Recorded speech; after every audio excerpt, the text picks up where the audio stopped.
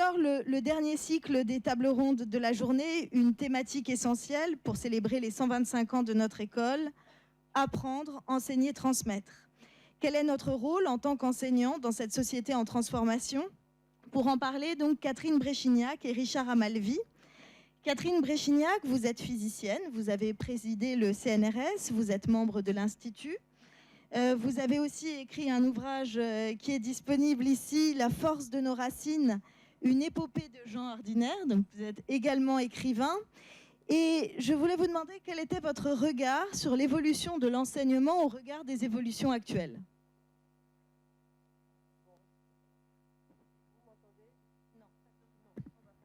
Et là, vous m'entendez? Oui. Bon. En quelques minutes, c'est assez difficile de répondre, mais je pense qu'il faut se repositionner sur ce que disait Sénèque. Alors ça, il y a 2000 ans quand même. Hein. C'est-à-dire que l'homme a deux qualités qu'il distingue des animaux. La première, c'est sa sociabilité, et la seconde, c'est sa raison. Et je crois qu'on a beaucoup parlé de société ici, ce qui a donné de nos jours la science et la société. On a beaucoup parlé de société, mais je crois qu'on a un peu quand même, mais peu parlé de raison. Alors qu'est-ce que la raison?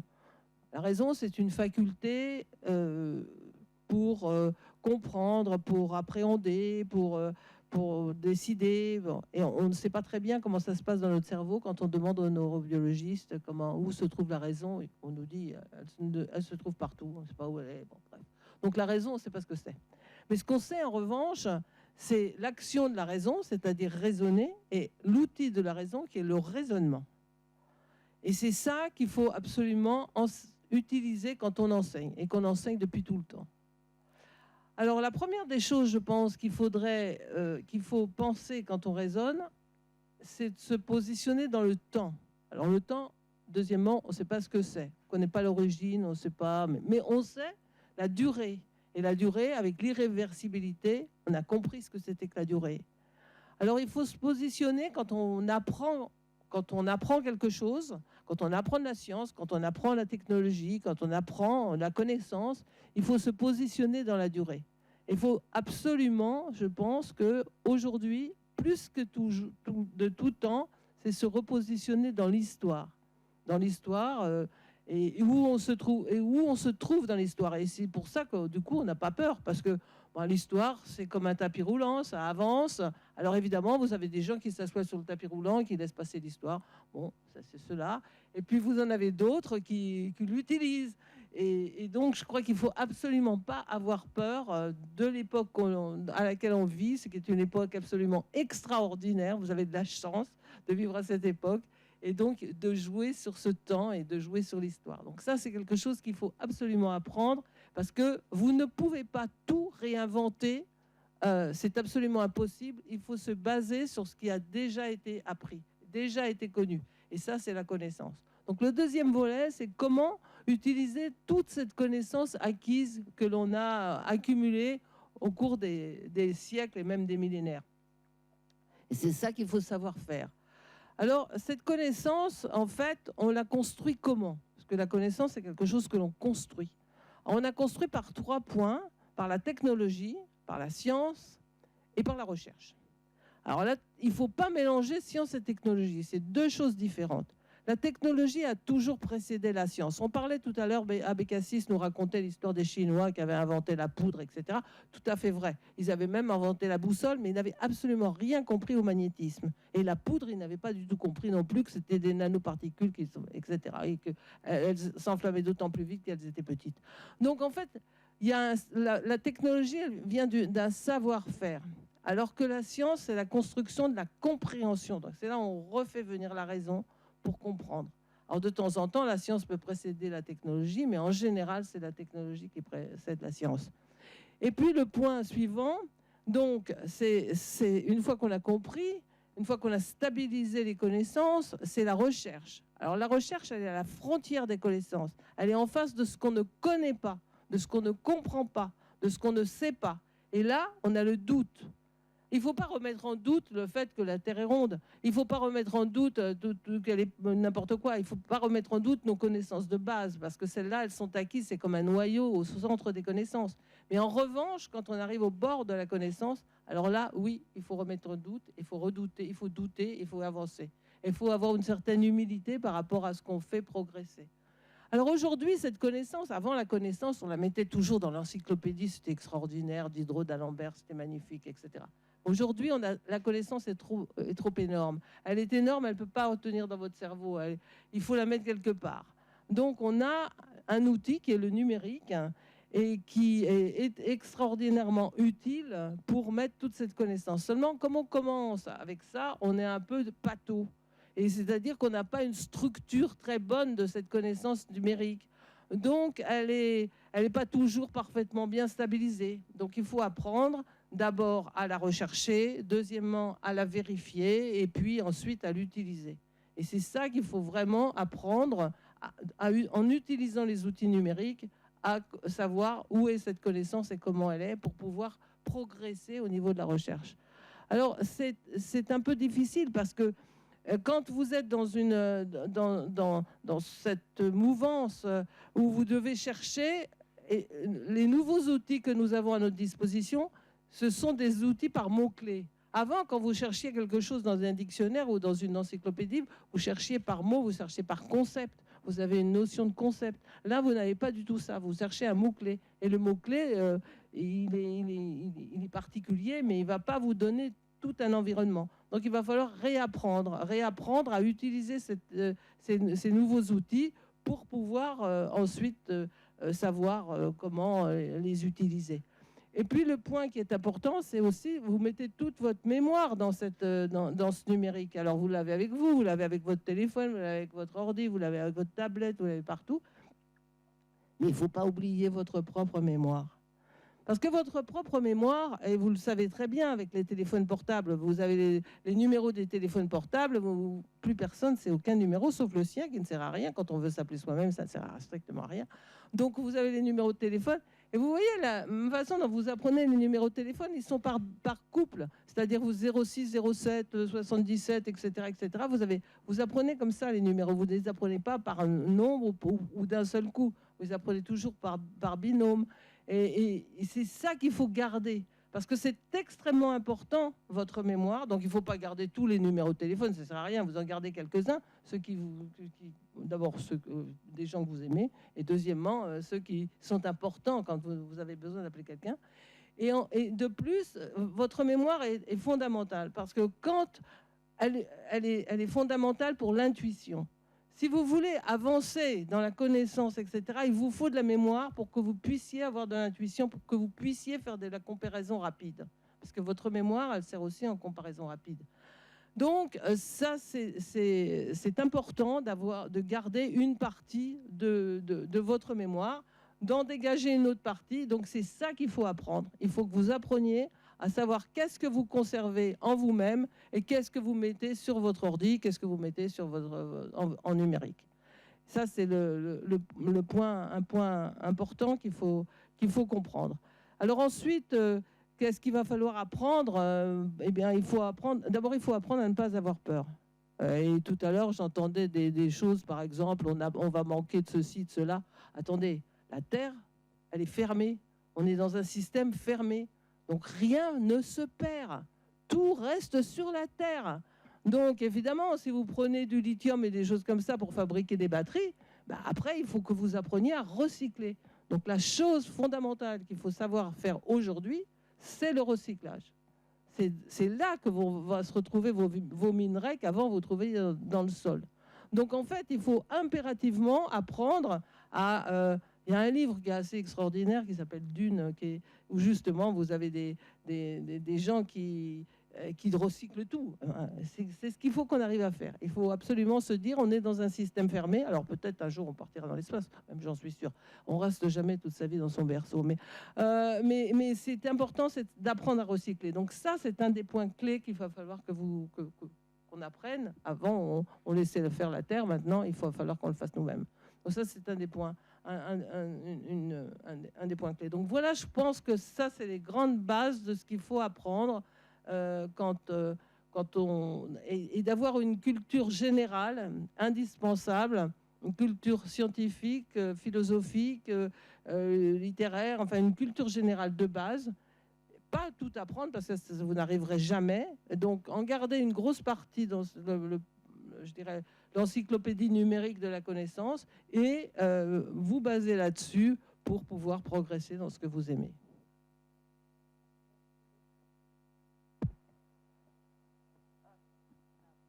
Merci beaucoup. Je rappelle aux étudiants que le raisonnement et la mémoire sont très importants en droit, notamment. Je me tourne maintenant vers Richard Amalvi, que vous connaissez, puisque depuis ce matin, il est avec nous. Donc, Richard, vous êtes consultant, vous avez présidé des associations et des groupements de jeunesse, et vous allez nous parler des méthodes nouvelles d'éducation, méthodes pas si nouvelles que ça. Oui, effectivement. Alors, je ne suis pas Rachel Kahn, il faut excuser, elle n'a pas pu venir. Je me suis un petit peu invité. J'ai fait un petit peu le pirate.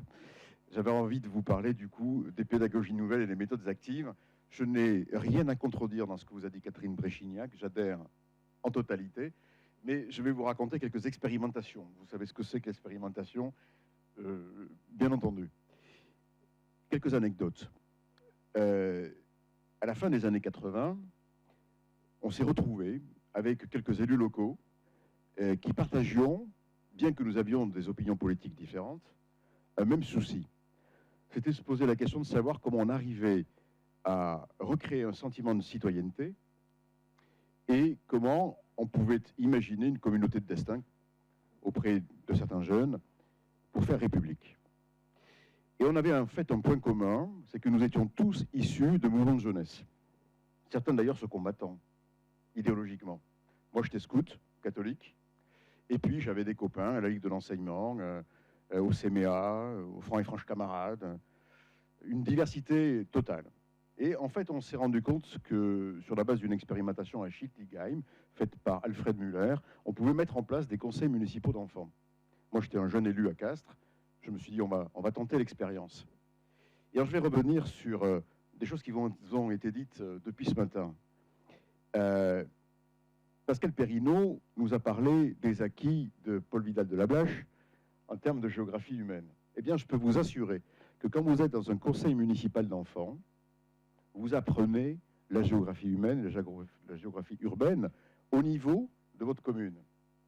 Et ce que nous avons fait, c'est qu'avec tous les apports des différentes organisations que nous représentions, nous avons fabriqué une pédagogie pour les conseils municipaux d'enfants et nous avons fondé, j'avais 25 ans, l'Association nationale des conseils d'enfants et de jeunes qui existe toujours, où j'ai retrouvé des copines comme Clémentine Autain, vous voyez par exemple. Bon, première expérimentation. Et donc là, on se rend compte qu'en fait, on a pu faire expérimenter par des enfants l'appréhension d'un territoire et la compréhension de problématiques, notamment environnementales. Des choses comme la question des déjections canines, par exemple. Vous voyez, ça va vous paraître bizarre. Mais avec des enfants qui ont résolu le problème. Deuxième expérimentation, le scoutisme. Stéphane Rosès, tout à l'heure, disait « Moi avant les autres, le respect des règles communes, l'action collective ». J'ai pu observer des constantes dans le monde entier. J'ai eu la chance, comme dirigeant du scoutisme mondial, de former, par exemple, au moment du centenaire du scoutisme, nonobstant les différences culturelles et religieuses, dans le monde entier, 1500 chefs scouts issus de 120 pays, pour porter le même message. Des valeurs communes, le respect de la loi scout, par exemple. Eh bien, ce qui m'a frappé, c'était les constantes, notamment dans les processus cognitifs. Où que nous allions, comme nous avions créé ces programmes éducatifs et pédagogiques dans une forme de diversité culturelle, on a pu les mettre en œuvre. Troisième exemple. En 1999, pendant l'été, je fais partir un bateau depuis Alexandrie, la croisière pour la paix. À bord du bateau, un 3-mâts, des jeunes de 18-25 ans issus du pourtour méditerranéen. C'est-à-dire ce que le bassin méditerranéen fabrique en conflit ethnique, religieux. Il y avait à bord des Palestiniens, des Israéliens, des Libanais, des Chypriotes, des Turcs, des Marocains, des Sahraouis, des Algériens, tous les pays des Balkans. Nous sommes arrivés au large de Gaza, parce que nous avions, ça serait trop long à expliquer, négocié avec la partie palestinienne et israélienne, grâce aux accords de Sharm el-Shir de l'époque, qui prévoyaient la réouverture du port de Gaza. Nous avions pu nous approcher à 1,5 miles de Gaza. Et puis ensuite, nous avons été reçus par Shimon Peres dans son bureau à Jérusalem. Eh bien, les jeunes gens qui étaient à bord du bateau, qu'est-ce qu'ils ont fait? Ils ont eu un cours de géopolitique et de géostratégie en direct. Ils ont expérimenté. Il se trouve que au mois de septembre, j'en ai réuni quelques-uns, 25 ans après. Ils ont aujourd'hui 45, 50 ans. Et je suis frappé de voir qu'ils ont définitivement compris, bien évidemment, la nature du conflit. Ça n'a pas réglé le conflit. Mais au niveau de ces jeunes gens, qui sont aujourd'hui des adultes, en capacité de transmission, eh bien, ils ont pu expérimenter une situation, la comprendre, et du coup, éventuellement, la transmettre. Donc, en fait, là, je suis plutôt sur la problématique qui avait été abordée ce matin par Rachid Benzine, sur la problématisation des sujets, pour nous amener à une forme de rationalité. Et c'est l'expérimentation, que l'on soit au niveau d'une commune avec un conseil municipal d'enfants, d'un groupe où on fabrique une action collective dans le scoutisme, qu'il soit catholique, protestant, juif, musulman ou laïque, je les connais tous, j'ai travaillé avec eux, eh bien, vous arrivez inévitablement vers une action collective, une transmission des valeurs. Donc ça, en réalité, ça s'appelle les pédagogies nouvelles et les méthodes actives. Les méthodes actives, Jean Zé, 1936, Front populaire, création des CMEA, Centre d'expérimentation des méthodes actives, qui a vraiment permis de créer de nouvelles façons d'apprendre, d'enseigner et de transmettre. C'est la thématique de cette table ronde. L'UNESCO, vous avez entendu tout à l'heure Gabriela Ramos, s'est saisie de ces sujets en 1969 avec Edgar Faure, qui a fait un premier rapport sur l'éducation. Jacques Delors, en 1997, a fait un deuxième rapport sur l'éducation, définissant 3 secteurs, et je termine avec ça. Le secteur formel, l'éducation scolaire, l'éducation universitaire, le secteur informel, les familles, et le secteur que l'on appelle non formel. C'est exactement ce que je viens de vous raconter à travers la vie des organisations de jeunesse. Eh bien, ces pédagogies existent depuis très longtemps.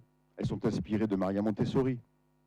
Elles sont inspirées de Baden-Powell, le fondateur du scoutisme, de Célestin Freinet, que certains d'entre vous connaissent peut-être, et plus récemment de Jean Piaget, le grand pédagogue suisse. J'étais dans un congrès avec Boris Cyrulnik et quelques amis au mois de mai à Genève, on discutait de cela, et nous étions face à une ministre suisse de l'éducation qui nous disait on ne peut rien changer. Je me suis rebellé en disant ça n'est pas possible. Parce qu'en réalité, ça fait plus de 100 ans que l'on sait que ces méthodes fonctionnent, qu'elles activent des processus cognitifs complètement différents par l'expérimentation, ce qui fait qu'on a même le droit à l'erreur. Par l'accompagnement par les pairs. C'est pas grave si tu te trompes. Tu as le droit d'expérimenter. Voilà, donc je voulais partager ça avec vous, puisque finalement il y avait une fenêtre de tir, pour vous convaincre, en tant qu'étudiant, de rejoindre les organisations de jeunesse, de rejoindre vos associations, parce que c'est là aussi que vous allez trouver des moyens d'expérimenter, de recevoir, de transmettre à nouveau, et vous entrez vous-même dans des processus cognitifs. Nous en avons parlé hier avec ceux qui étaient dans le groupe de préparation avec moi. Et vous avez vu hier, en utilisant justement des méthodes de classe inversée, comment cela a activé votre compréhension des problématiques dont on a discuté aujourd'hui. Voilà. Merci beaucoup. Merci aux 2 intervenants. Alors maintenant, je vais céder la parole à Camille Noël, qui est étudiante en Bachelor 2, qui est présidente de l'association étudiante Teatro Mundi et qui voulait vous poser au moins une question. Selon le temps, on verra. Merci de m'avoir cédé la parole. Un grand merci, Madame Bréchignac et Monsieur Amalvi, pour vos interventions respectives. Je vais vous poser une question qui, je pense, va beaucoup intéresser mes camarades. Nous observons un certain rejet de l'intelligence artificielle, notamment générative, au sein de nos universités. Ma question est la suivante. Doit-on la combattre, nous adapter à elle ou bien l'adapter à nous ? Je vous remercie. Alors, ça c'est une bonne question. Une très bonne question.